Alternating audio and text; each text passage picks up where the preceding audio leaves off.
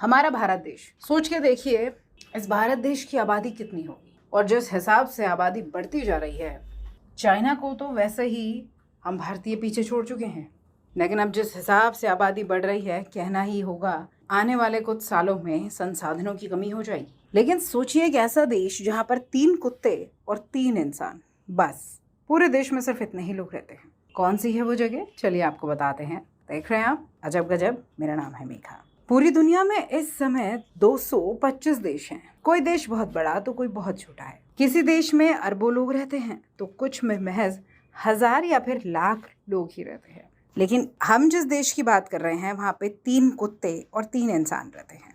ये वास्तव में एक देश तो नहीं है, बल्कि आप इसे माइक्रो नेशन कह सकते हैं। ऐसा इसलिए क्योंकि इस नेशन के पास अपनी खुद की नौसेना, अकेडमी, डाक सेवा, बैंक, अंतरिक्ष कार्यक्रम, रेल मार्ग, ऑनलाइन रेडियो स्टेशन भी है। ये देश संयुक्त राज्य अमेरिका के नेवादा में है। ये माइक्रोनेशन 11 एकड़ में बसा है। इसे दुनिया ग्रैंड रिपब्लिक ऑफ गोल्डस्टीन या फिर मोलोसिया गणराज्य कहते हैं। इसकी स्थापना साल 1977 में हुई थी।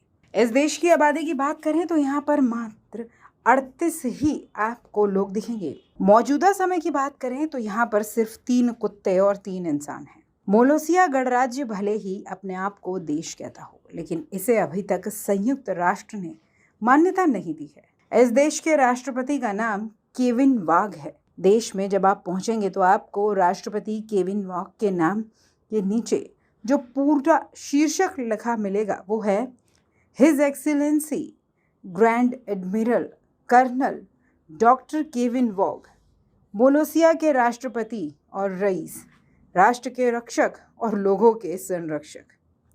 इस देश में घूमने वाले लोगों को एक चीज़ का बहुत ख्याल रखना पड़ता है।